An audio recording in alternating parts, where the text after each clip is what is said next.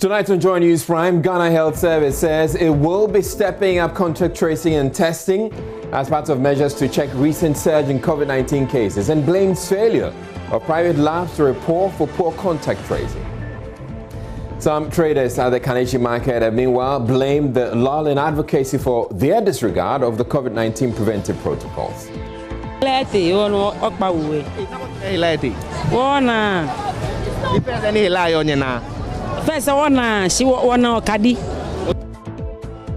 Vice President launches integration of national health insurance in Ghana cards, describing it as a game changer. There are 7 steps to link your NHIS card with your Ghana card. You go in there and dial *929#. You select the option 4, which is to link your Ghana card. Special Prosecutor Martin Amidu fires back at NDC flag John Mahama and dares him to avail himself for interrogation over his involvement in the AIRBUS scandal. This was after the former president taking him on for saying he is government official one. And they knew that the Japan was going to be discussed today. Because he was a coward and he knew that they were going to discuss Japan. So put a paragraph on AIRBUS to equalize the discussion. I mean, what stupidity is this? In business, Association of Ghana Industries demands tax cuts from government, especially when businesses, according to their barometer reports, will be recovering in 2021. In trying to intervene in the COVID situation, they brought a stimulus package. But when we ranked the interventions that companies really wanted, stimulus package was second. It was tax that was first. And West Mamprisi community of Kurugu links revival of electrification projects in the area to a threat by its paramount chief to boycott the December election. The DC has been informed already that unless they give us electricity, we will not vote on election day. My name is Israel. Joynews Prime is coming to you live from our Fanofa studios at Kokomlemle here in Accra, your digital terrestrial TV, because we're free to air, and also on DSTV channel 421 and Go TV channel 144. This is the home of independent, fearless, credible, and impactful journalism. Stay tuned in.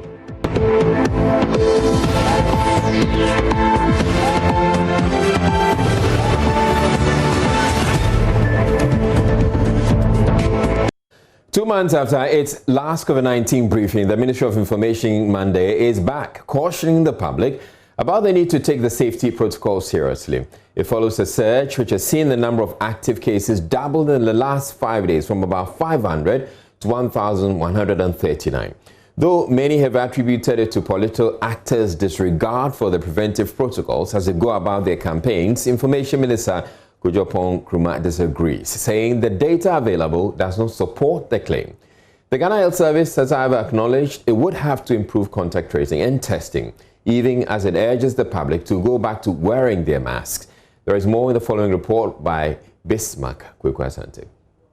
The number of active cases recorded in Ghana, which had declined to 301 on 11th October, have started surging and is now gone past 1,000. This has got authorities worried the health sector will once again come under pressure. Officials explain with the private testing centers conducting most of the tests, contact tracing had virtually been ignored. Contact tracing normally would have, when you are positive, your contact is observed for the period of the incubation period, and then the person is let off. Our policy is that all contacts are to be tested. That's why we call it hand contact tracing. We have not changed that. Most persons who may have come into contact with those who were tested positive at these private labs would have gone on to spread the virus unknowingly. That is, if they actually contracted it. For Director General of the Ghana Health Service, Dr. Patrick Kumabwaje, many of the new infections wouldn't have happened if people were adhering to the preventive protocols. The rise in the COVID cases is largely from Greater Accra. The imported cases detected in Kolebu, the Kotoka International Airport is helping. Is their non-adherence to protocol is a major factor in our the situation we are finding ourselves now. When appropriate mask weight had declined from 44.3% to 10%, and in some settings 5%. Those not wearing masks at all had increased from 18% to 72%, which is a major worry. And these are all in Accra, which is where the epicenter of the focus is. Information Minister Kojo Oponkroma is of the conviction the security services would have to step up enforcement. This spike at the end of October, which the data shows is in the Greater Accra region, or is mostly concentrated in the Greater Accra region, is grossly as a result of non-compliance with the preventive protocol of wearing the mask. And that is why His Excellency the President is reiterating that admonition to the people of Ghana that do well to wear the masks when you are leaving home. This morning we will reiterate a call to the security agencies and to the managers, particularly of enclosed places, to ensure that compliance with the wearing of masks at least is enforced. With campaigning peaking steadily with less than a month to the election, the political parties have been blamed for the surge in coronavirus cases. Kojo Oponkroma, however, disagreed. I've heard that argument that it must be the politicians. You know, in this country, every problem, let's blame it on the politicians. It must be the politicians because they are having activities and they are having walks, etc. And if CNN says it's a super spreader event at the White House, then we also use that expression that therefore there must be some super spreading events. Now, I'd like you to pay attention to two sets of data. One is the data of the national spread of this recent rise that we have had. If it is true, then it flows that you should be seeing a widespread in all of these regions where you are having all of these activities. If it is true, you should be seeing it. The data should be supporting it. The data does not support that.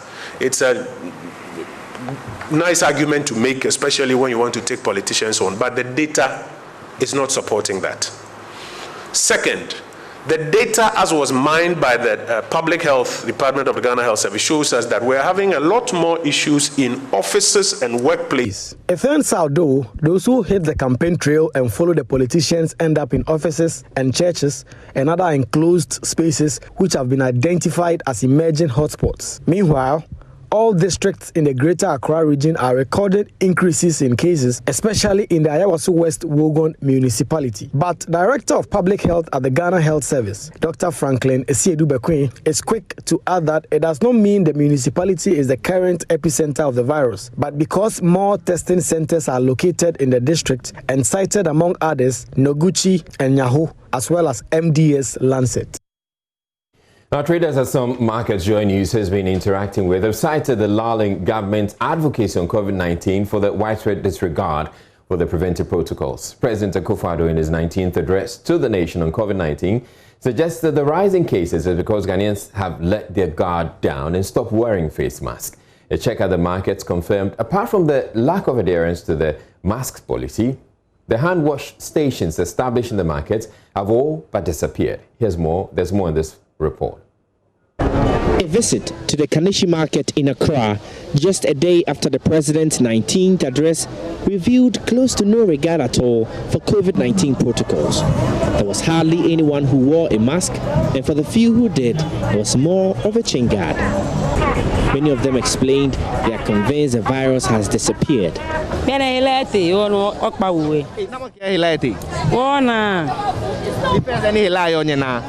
First, she want Kadi. Okay. Are you on one way? Be an one act by more or book or change one year. Aka colonna bajala fejalam. Ni water will be aka colonna ne baba womoku be a neighbor wale. Aba womoku be. Bebo yo be me ama bibo aba womoku be a neighbor wale. Oh no, bana can 400, 500, 600 neighbor low. For others, government silence on advocacy meant the virus had been defeated. They also wondered why the Veronica bucket had disappeared from the market.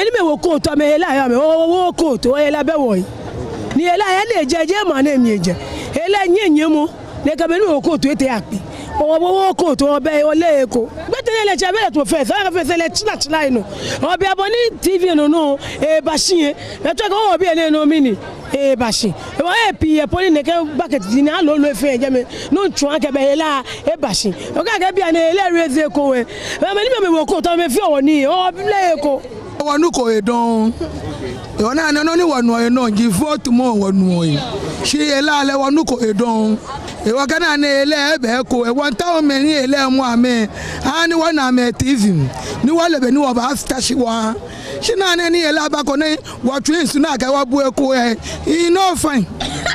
There were those, however, who had not let their guards down as suggested by the president and had continued to wear their mask while also making good use of their hand sanitizers. Oh, hela jene be. Shefe tomo. Bani watala shine ye mianka wabu ye mianka waji. Bola ke hela eje. She bani wona bani men manse biye. Bona me no yo critical wona ka wono e ba shi hela le o he o mi ka hela eje. So I'm wearing at least my protection first.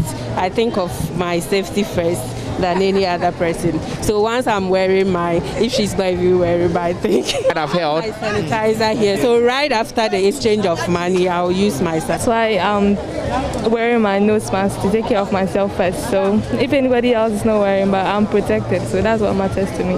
Oh, we have been informed to protect ourselves. So it's your choice if you don't want to. But I think it's best if you do. The general lack of adherence to the protocols and how to get the public to change their ways remain a challenge that government will have to figure out, especially as enforcement is non-existent. For Joynews, Manuel Kranting.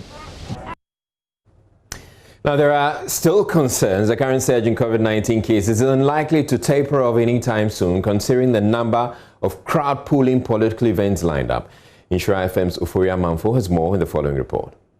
A series of events by political parties in the 2020 electioneering tend to bring people together.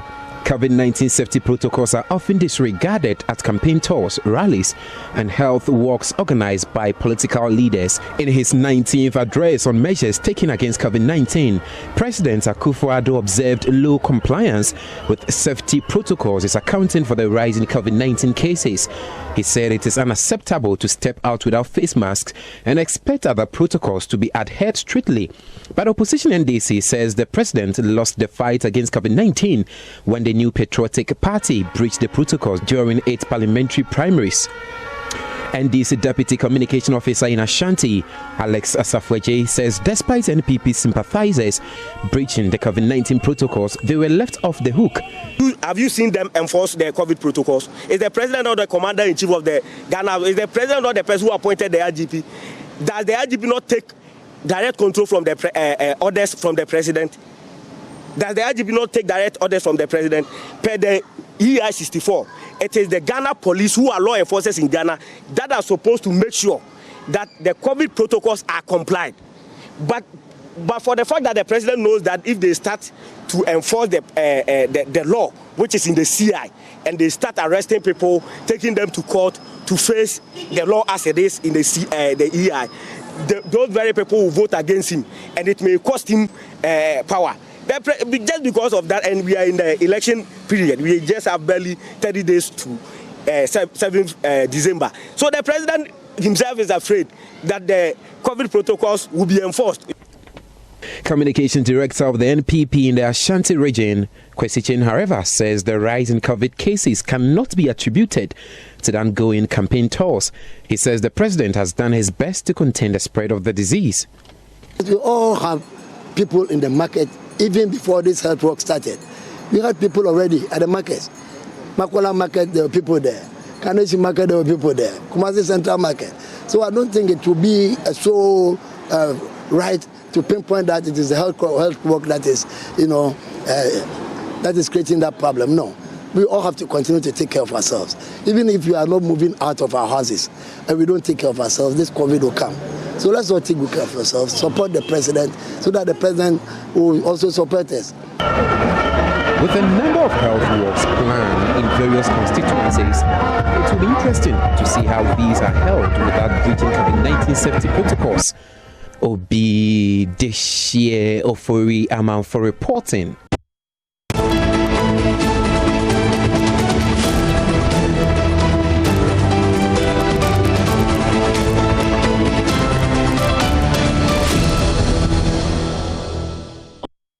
Now, the Ghana Medical and Dental Council is asking doctors and other health professionals to desist from sharing confidential information of the patients on social media, saying it is highly unethical and heartbreaking. The practice, according to the council, creates mistrust and insecurity.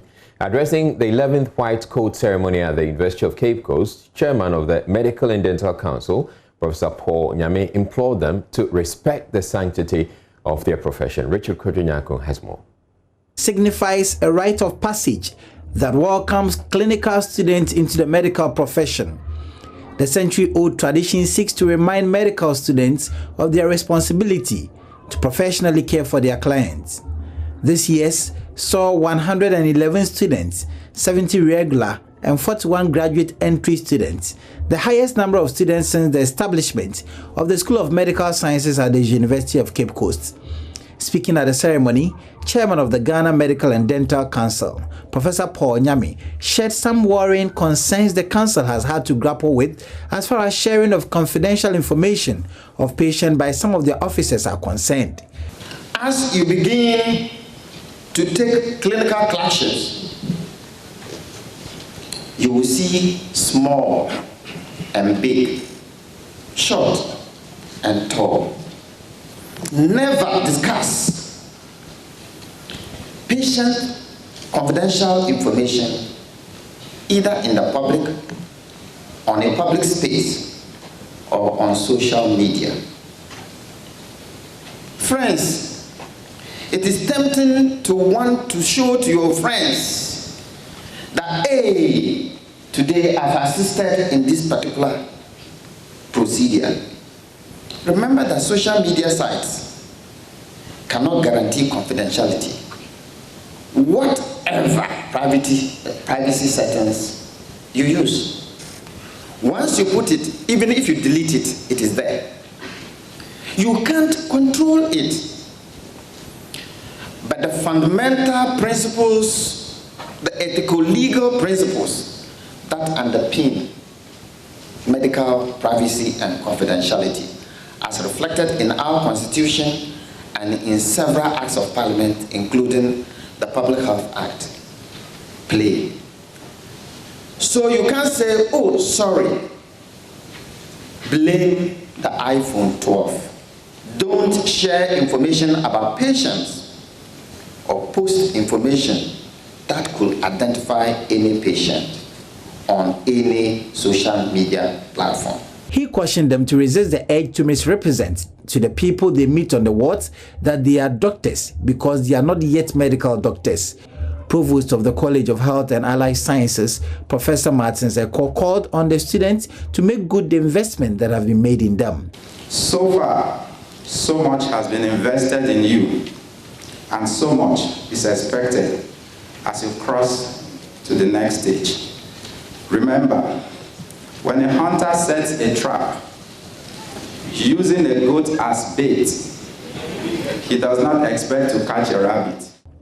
CEO of the Cape Coast Teaching Hospital, Dr. Eric Kofinjedu, beseeched the students to see the profession as an art rather than a trade and as a calling rather than a business. Richard Kotunyako, Joynews, Cape Coast. Will conduct myself so that Vice President Dr. Mahamudu Bawumia has launched the integration of the National Health Insurance Card and the Ghana Card. The integration allows Ghana card holders to access health care under the health insurance scheme. According to Dr. Bawumia, this is part of government's policy to make the Ghana Card the standard identification card for all citizens in Ghana, describing it as a game changer. Judith Awoche-Tando has more on this report.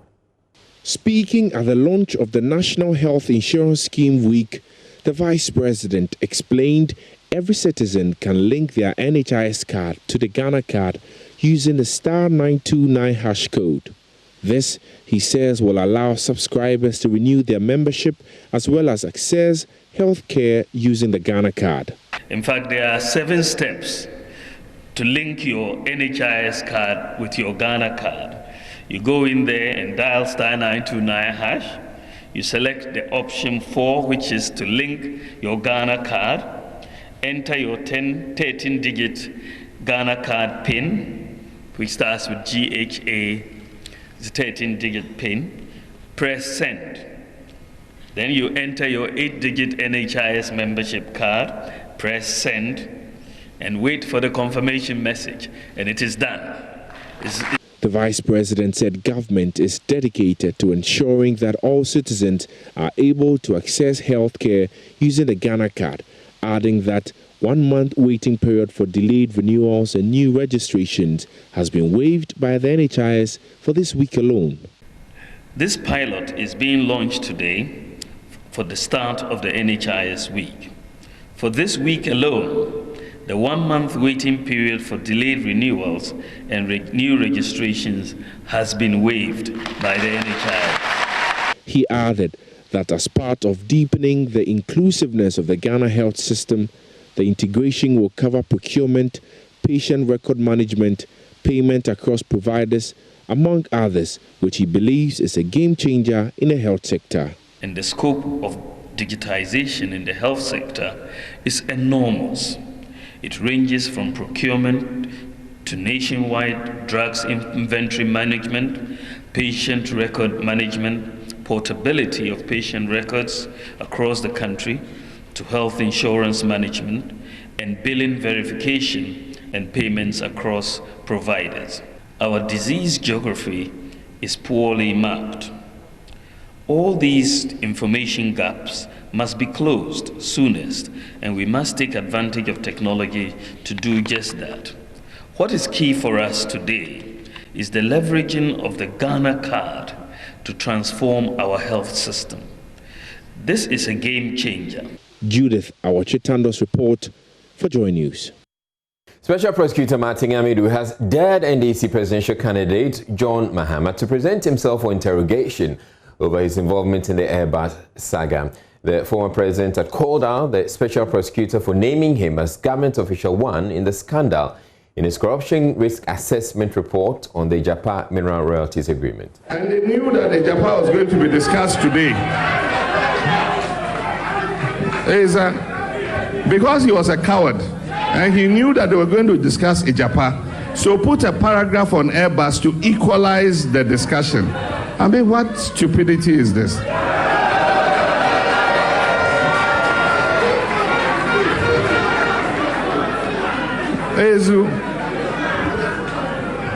You know, because you are investigating Japa, present a report in Japa. Why? Because you know Japa is going to be discussed.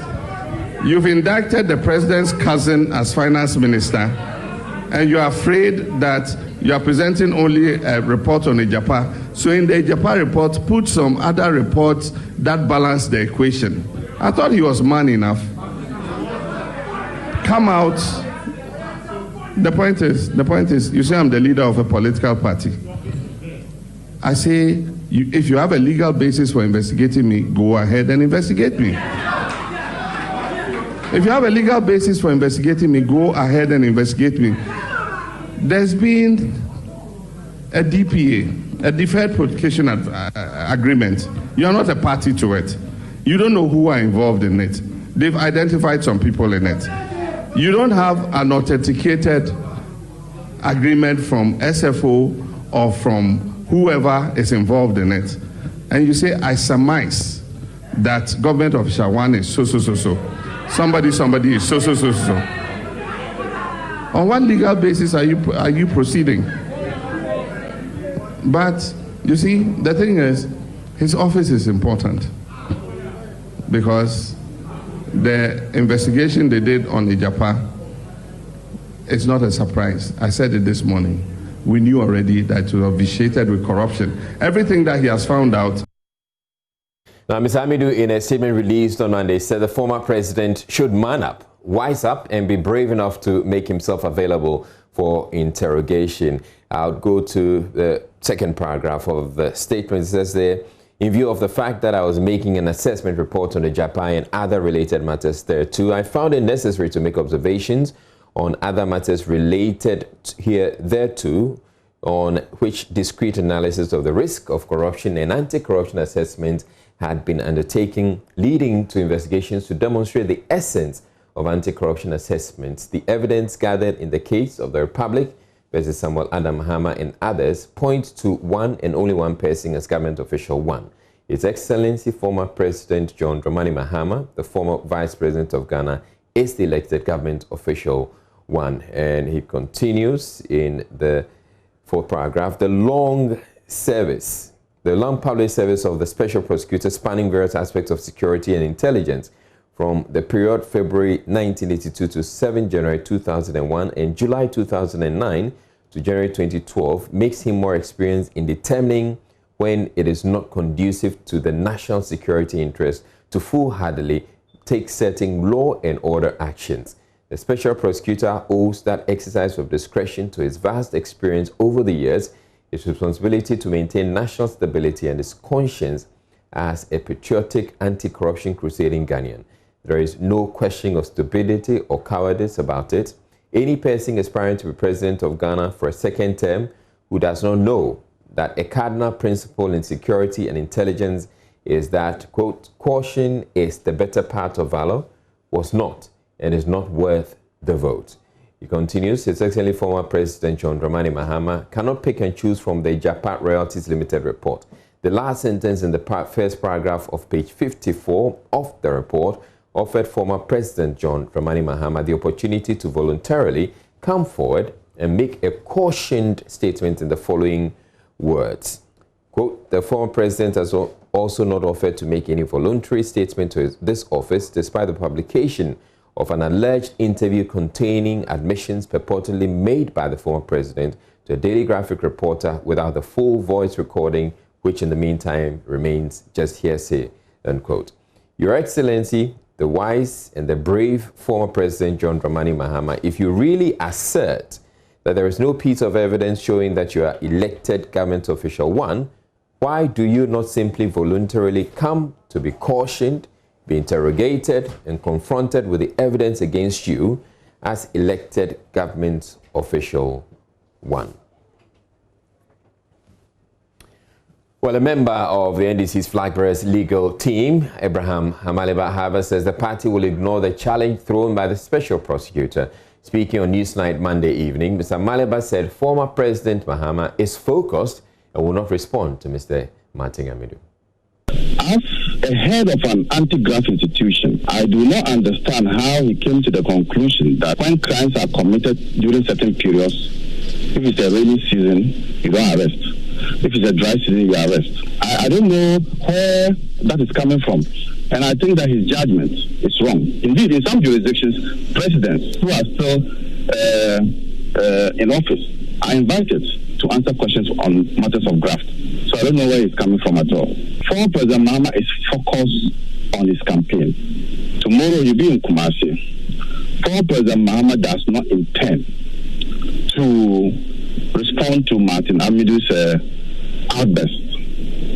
Martin Amidu has state power behind him.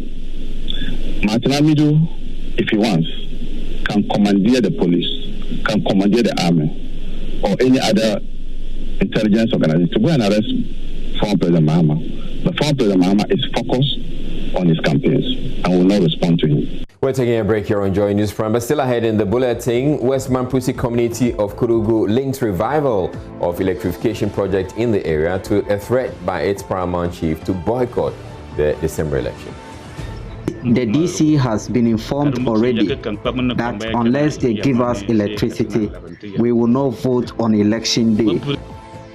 And then in business, AGI demands tax cuts for businesses as recent barometer reveals 80% of large businesses can only recover in 2021. Government, in trying to intervene in the COVID situation, they brought a stimulus package. But when we ranked the interventions that companies really wanted, stimulus, it was tax that was first. We have business coming up right after this break. Stay tuned in.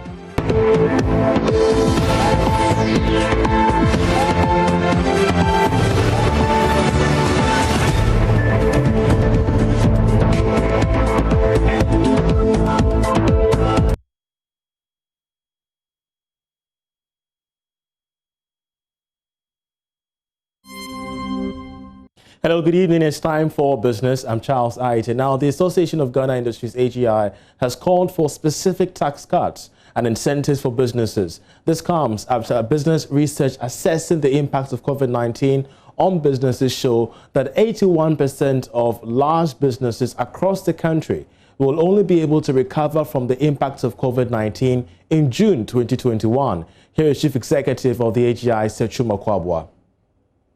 Report, you have a lot of the things that have been highlighted. And on the basis of that, if you're engaging government and you're saying, we think that the recommendations here are critical because it came from the businesses. The likelihood of you making an impact when you effectively implement them is high. So, for example, government in trying to intervene in the COVID situation, they brought a stimulus package. But when we ranked the interventions that companies really wanted, stimulus package was second. It was tax that was first. Then the next question would be, if you have brought a stimulus package, to what extent is it really covering the entire spectrum of businesses, especially industries? If it's not, then your intervention may also not be that. So when you engage in government, we'll go into all these details, backed by the data, and I'm sure we'll get good responses out of it. In the short term, the changes may not be that significant. In the long term, you then see it clearly what has really transpired, unless there are serious disruptions in the system. So if things continues like this and the pandemic doesn't worsen, the level of spread does not worsen, then in our subsequent studies, I'm not sure we'll have anything to the contrary. We'd rather see improvement in business outlook and all that. Now, the primary focus of the Bank of Ghana moving into next year will be to close in on fraudsters within the financial services industry. This was disclosed by the head of research at the Bank of Ghana, Philip Otu, at the ongoing Ghana Economic Forum, indeed just ended.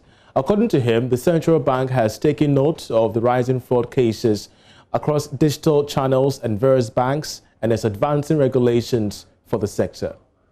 Cyber fraud on many banking platforms can be attributed to the outbreak of COVID-19, which forced many to use digital channels for transaction. According to the head of research at the Bank of Ghana, Philip Otu, the central bank has begun initiatives to safeguard the financial sector space. He believes this will make the financial sector resilient post-COVID-19. We keep getting the reports, and I think the focus going forward will be to develop these early warning signals to try and mitigate these pressures that are coming on the digital platforms. There's a lot of activity going on the digital platforms, and our primary focus is to fight these things at this early stage. Meanwhile, economist Professor Godfrey Bokping has reiterated the call for special attention on the financial technology space as part of measures in building resilience in the economy. Regulatory point of view, and then the participant, we need to invest appropriately to ensure that we build resilience from that perspective as well. Because as we are scaling up in terms of digital adoption and all of that, if we don't put in place the right infrastructure, in terms of security, data security and all of that, then it is possible that a lot of crime could be committed and we could lose a lot of money from that perspective. But I think overall, I expect that the regulatory bodies, Bank of Ghana, National Insurance Commission, Securities and Exchange Commission, National Pension Regulatory Authority, they all contribute to make sure that we are able to build. Unfortunately, we don't have the other regulators here, so all the questions tend to go to Bank of Ghana, but it doesn't depend on Bank of Ghana alone to build a kind of resilience we are talking about within the financial market. The other regulatory bodies play a key role. The theme for this year's forum is resetting the economy beyond COVID-19, building economic resilience and self-sufficiency. Ebenezer Sabotage report.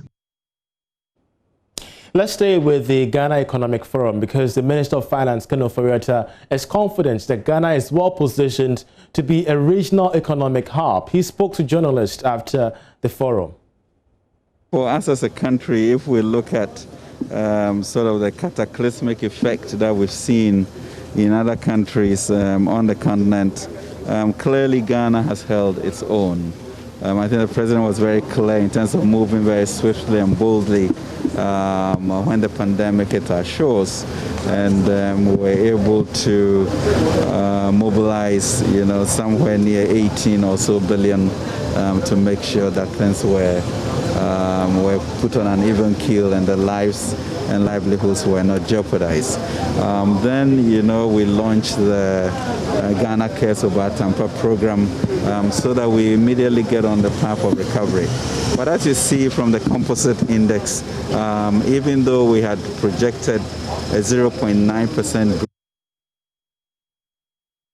Away from that, managing partner for research firm Indago Africa, Gordon Bayoku, is urging businesses to conduct comprehensive market research of countries they wish to invest in before participating in the African Continental Free Trade Agreement area.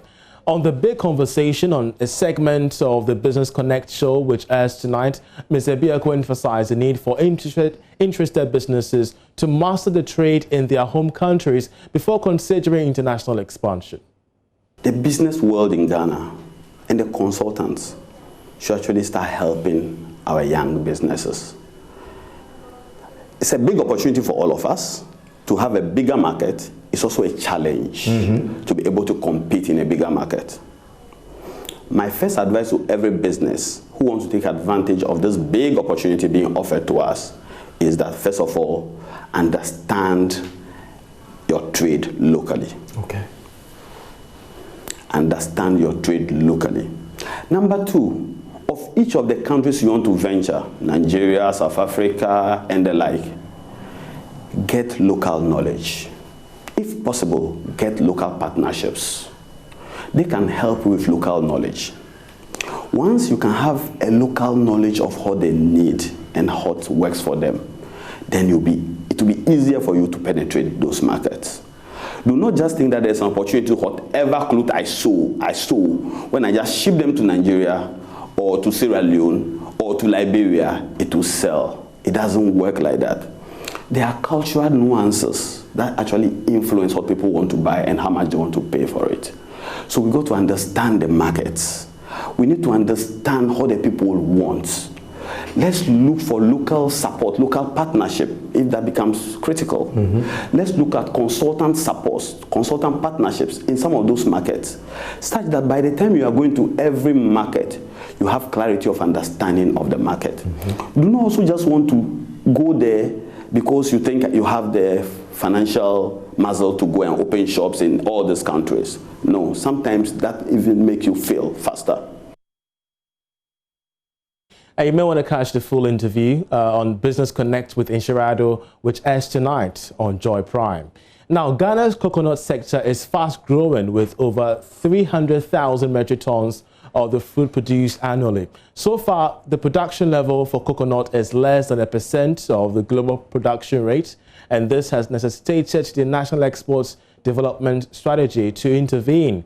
Now, the NETS initiative, which forms part of government's post-COVID-19 economic recovery program, is to expand existing and establish newly certified coconut seedling nurseries of high yield and disease-resistant varieties, and also increase the availability of other planting inputs. Still on the coconut industry, let's bring you a particular illustration on the potential of coconut export in Ghana, which according to the NETS program is going to rake in over $2 billion, that's $200 million US by the end of 2029. As you could see on the screens there, they're expecting over 100% jump from the 5 million they are raking in this particular year, 2020, to $298 million US by 2029. That's it by way of business for this edition. We're back after 8 p.m. Thanks for staying with us here on Joy News Prime. It's now time to bring you sports. My name is Hans Mensano, and the Black Stars are playing against Sudan in AFCON 2021 qualifier later on Thursday. 10 players reported for the first day of training with head coach CK Akono. Let's get into club football, and Asante Kodoko will be playing against Mauritanian champions Nouadhibou in the CAF Champions League 2020-2021 season. Warriors represented Ghana in the same competition in the 2019-2020 season and have been given the chance to compete again following the cancellation of the domestic league due to the coronavirus pandemic. Kotoko traveled to Mauritania for the first leg of the qualifier before they play at home in the second leg. The first leg is scheduled to take place on the weekend of 27th November, whereas the second leg comes off on the weekend of December 4, 2020. The winner of the tie between Asante Kotoko and Nohibu will face the winner of the clash between Al Hilal of Sudan and Ugandan champions Vipers SC. Nohibu are the current holders of Mauritania League A and have won it 8 times in all. Should Kotoko eliminate Nohibu, their first game of the next round will be the final stage of the qualifying stages and will be honored at home either on December 22 or 23, 2020 before the final hurdle away on January 5 or January 6, 2020. Meanwhile, Ashanti Gold have been drawn against giants of West African neighbors Salitas FC in the CAF Confederation Cup preliminary round. The Miners will play at home in the first leg before traveling to Burkina Faso for the second leg. The winner of their tie will tackle the winner between Sudanese side Al Amal Atbara and Sports Club of Zanzibar in the first round of the competition. Salitas were the very first club from Burkina to make the group stages of the CAF Interclub competition in the 2018-2019 campaign. Salitas won the Burkina FA Cup and Super Cup in 2018. Right, that's it for sports. There is more sports at myjoyonline.com/sports. My name is Hans Mensando. Time now for showbiz, and Noella Karinyala is here. Hello, Noella. Hi, Israel. I like to pronounce your name that way. Yeah, I know. It kind of rhymes. I know. Noella Karinyala. I mean, it's me, so. Anyway, let's begin our stories with George Gerard. Over the weekend, he performed alongside Kwame Eugene and Sarkodie at the Heroes Concert, the second edition. First edition saw Rex Omar in performance with Kwame Eugene. This time was George Gerard. And the surprise act was Sarkodie. He actually pulled a fast one on Kwame Eugene on stage. And, for the first time, they performed Happy Day together. Oh, yeah. Okay.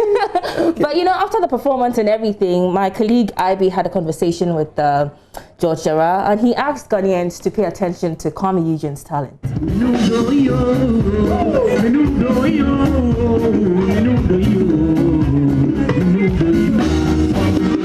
An artist of his age to stand out of the crowd and decide to do high life, and he does it so good, and I know he'll go places. This is just the beginning. I know in 5 years' time I want to see Kwame Eugene on the same platform with Yusu Ndu and the Salif Keitas. He's doing the right thing. There's one thing, sometimes we praise the young guys so much they become swollen-headed. I think we should praise him, but we should push him harder to do better than what he's doing. Because I know he's not even reached his potential. If we push him very hard, he will do wonders, I tell you.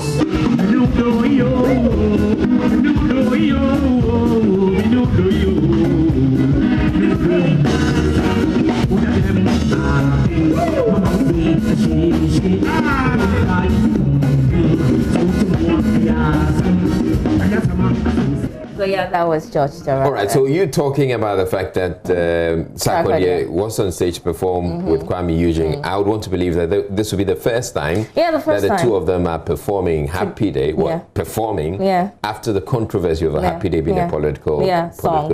So I'd want to think that conversation could it be then they have resolved whether I'd probably bring you that conversation tomorrow.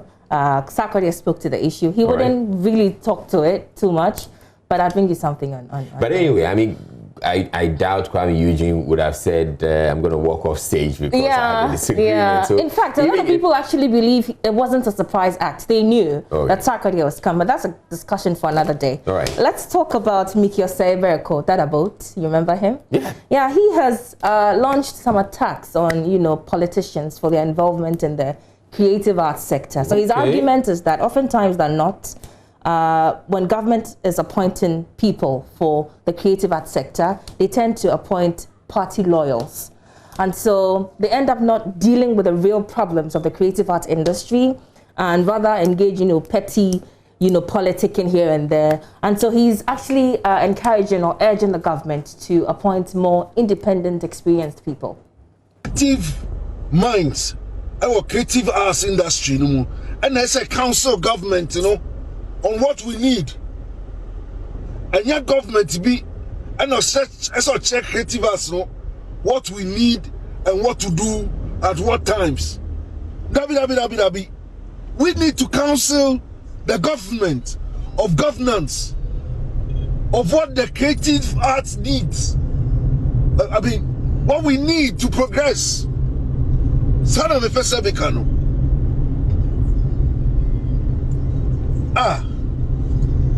Ya brasa, ya juma sa. Even we can create the awareness of a juma na ya no. And who faswa ma o no. We ourselves, as creative arts people, we are not capable of telling the country, governors, policymakers, of importance of Juma. So clearly, a very unhappy with your survey there. But that'll be all for sure. That's about ball. Yeah, it ball. All right, thank you very much, You're welcome. Noella. You're watching Joynews Prime. We have more news coming up. Don't go away.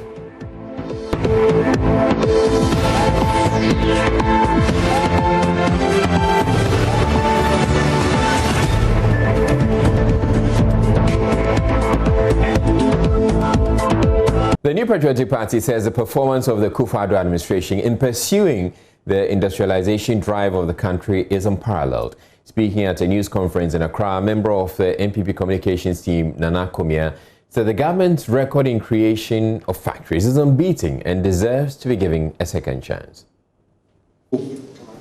We do not have a factory in each district. The progress that has been achieved in industrializing Ghana by President Akufo-Addo's government is remarkable in the history of the Fourth Republic. This is the most determined push to achieve an industrial economy for Ghana since President Nkrumah.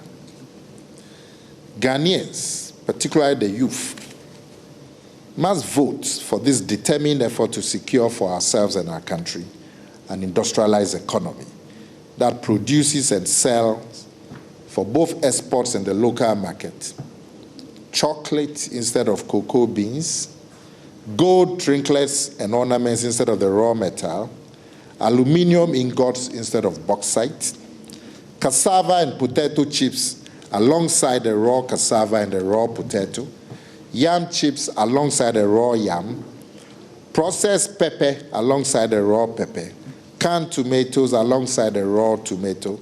The effects of 1D, 1F and President Akufo-Addo's efforts to industrialize the country are beginning to show. As of July 2020, 139,331 jobs have been created, comprising 18,811 direct jobs and 120,520 indirect jobs. When you look at the country's response to COVID-19, the materials, the face masks, I'm sure 90% of the face masks that all of us use are produced in the country. The personal protection equipment. At the end of the day, the youth in particular must provide for themselves a stake in this new economy that is being built by voting en masse for President Akufo-Addo to continue 1D, 1F, to continue the strategic anchor industry program. Nana Komia added that the next NPP administration will create a special investment vehicle that will work hand in hand with the One District, One Factory initiative to build large industries. In hand with the 1D, 1F is also proceeding on what we call the strategic anchor industries. Now, this is also government in partnership with the private sector, but these are to set up strategic factories.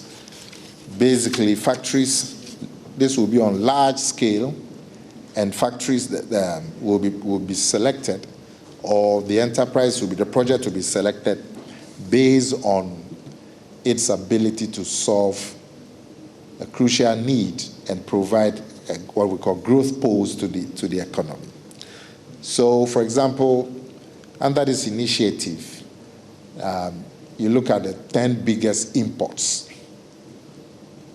and the effort will be made to duplicate the production of these 10 big imports, duplicate the production in the country.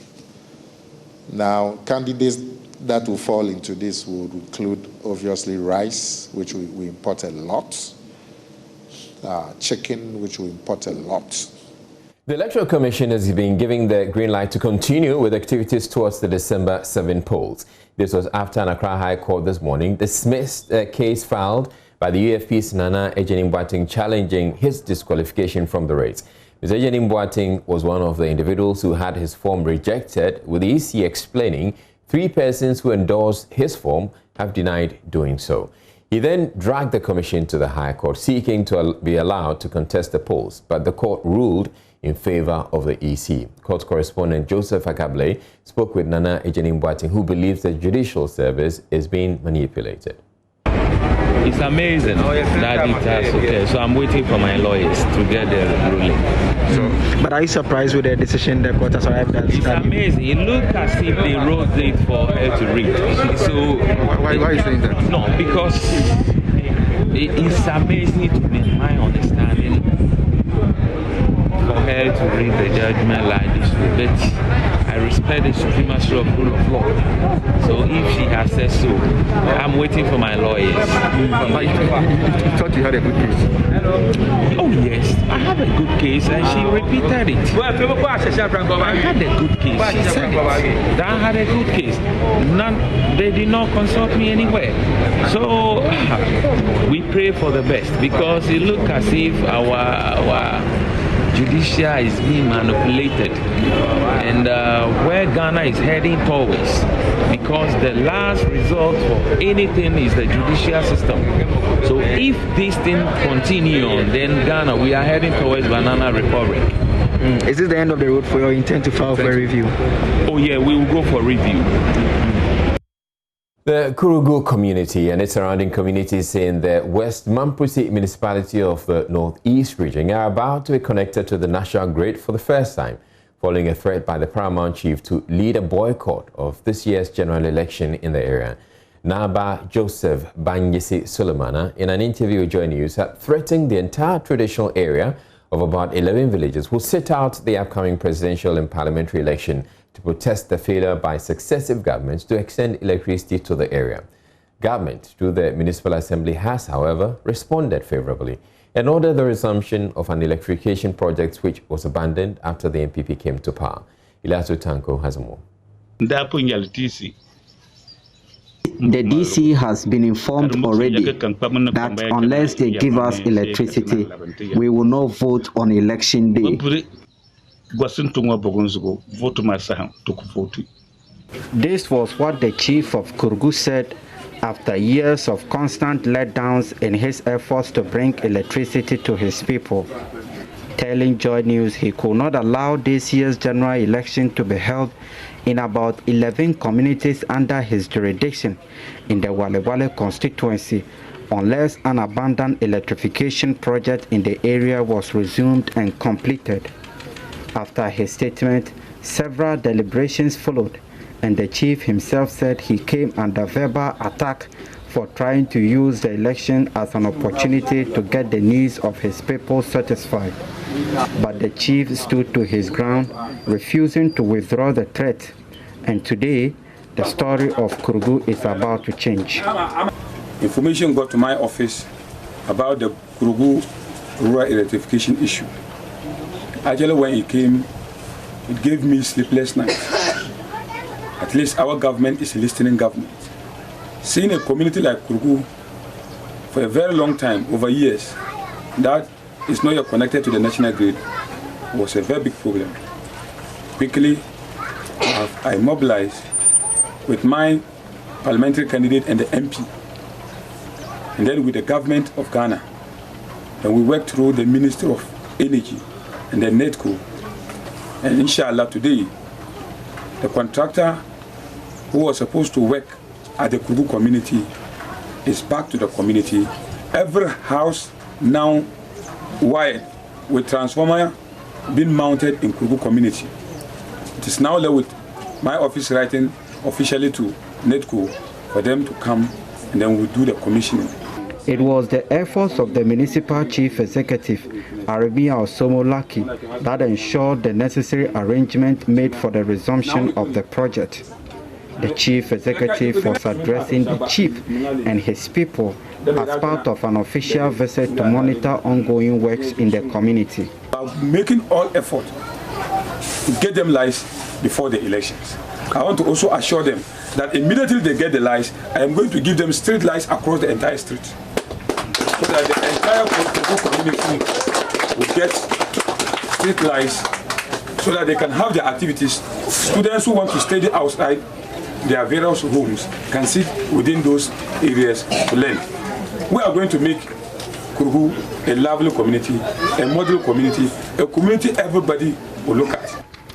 Joynews learned the electrification project started by the previous NDC administration halted when the party was voted out of power in 2016.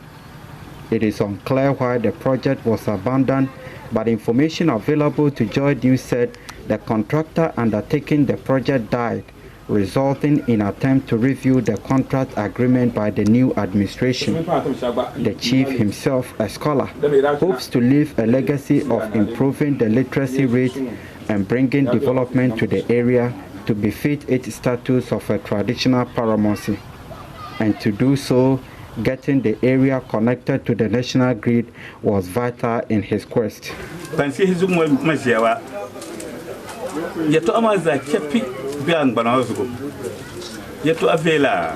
This skin I'm occupying knows no discrimination. Everything good or bad comes here. But I took up the responsibility to speak out the truth for all to see.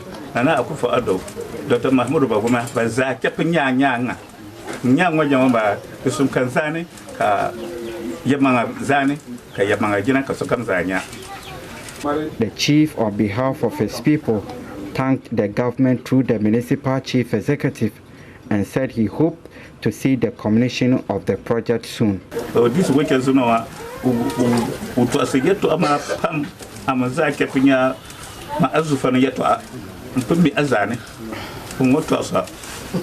pray for victory for Nana Akufo-Addo, Dr. Mahmoud Bawumia, and even the DC himself, and my sister Lariba. May the Lord answer their prayers. So now check Ilyas Sutanko reporting for Joy News.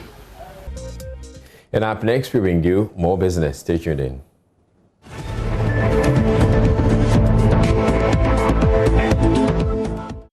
Good evening. It's now time for business. Now, remittances to Ghana will shrink by about $200 million to $3 billion this year.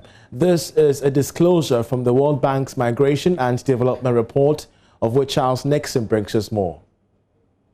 The nation will, however, remain second behind Nigeria as the leading destination of remittance inflows to sub-Saharan Africa. The Bretton Woods institution is attributing the fall in remittances to the COVID-19 pandemic, restrictions in movement, and their devastating impact on the global economy. This declining trend is expected to continue next year, when remittances are projected to decrease by about 5.8% to $41 billion in sub-Saharan Africa. The country recorded $3.2 billion of remittance inflows last year. This came mainly from the United States of America and Europe, which have been heavily devastated by the COVID-19 pandemic.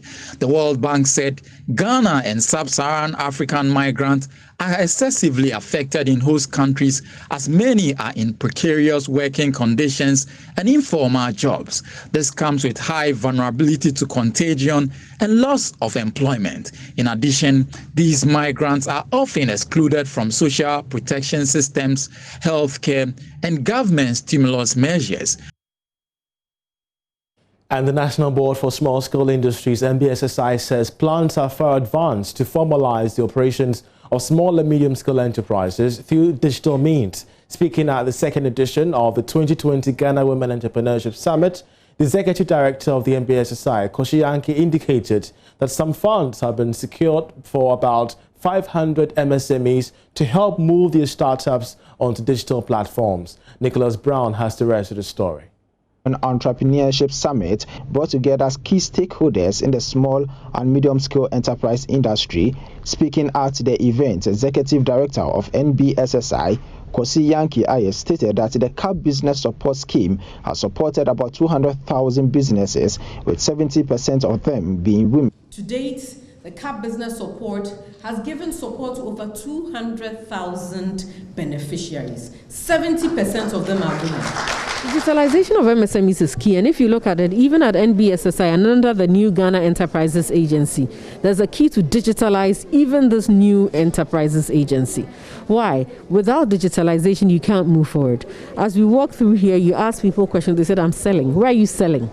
You know, changes in the way and the demographics of how things are sold and how people buy things is here to stay with us. COVID is here to stay with us. So really, digitalization is at the heart of it. And that'll be it for the business segment. I'm Charles Aite.